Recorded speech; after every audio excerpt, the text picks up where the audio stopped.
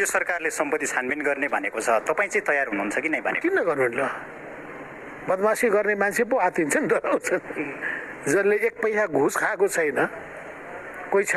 घुस दिने कि कर्मचारी हुन्छ कि व्यापारी हुन्छ कि ठेकेदार हुन्छ कि बिचौलिया हुन्छ? छ धरतीमा जन्मेको कोही? भनेपछि सरकारले सहयोग मागेका खण्डमा तपाईँ जुनसुकै बेला तयार हुनुहुन्छ? हजुर।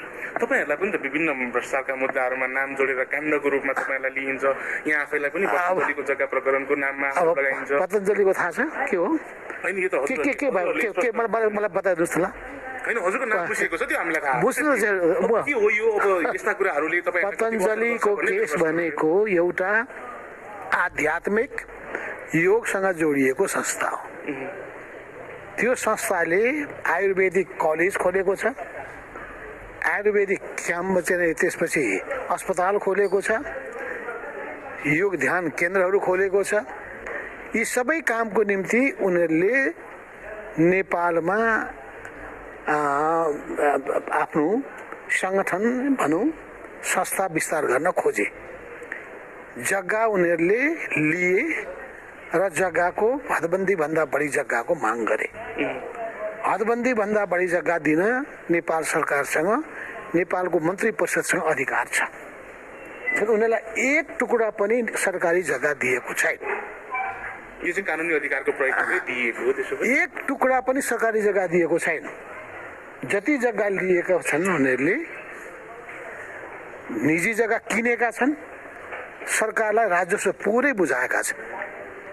जब सरकारी जग्गा नै त्यहाँ छैन भने अनि सरकारी सार्वजनिक सम्पत्तिको हिनामिना भयो र दुरुपयोग भयो भन्ने कुराको के अर्थ छ? जब सरकारी जग्गा नै छैन भने, सार्वजनिक जग्गा नै छैन भने अनि कहाँको दुरुपयोग हुन्छ?